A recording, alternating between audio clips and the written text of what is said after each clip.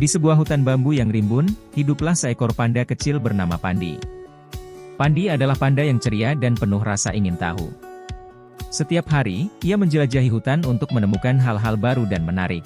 Suatu pagi, saat Pandi sedang mencari bambu segar untuk dimakan, ia mendengar suara gemerisik di semak-semak. Dengan rasa ingin tahu yang besar, Pandi mendekati suara itu. Ternyata, ia menemukan seekor kelinci kecil yang terjebak di antara ranting-ranting. Kelinci itu tampak ketakutan dan tidak bisa bergerak. Tanpa ragu, Pandi menggunakan kekuatannya untuk membantu kelinci tersebut. Ia dengan lembut menggeser ranting-ranting yang menghalangi jalan kelinci.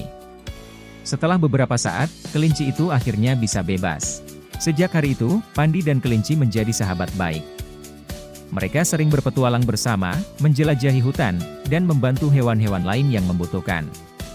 Pandi belajar bahwa dengan berbagi kebaikan dan membantu teman-temannya, hidup di hutan menjadi lebih menyenangkan.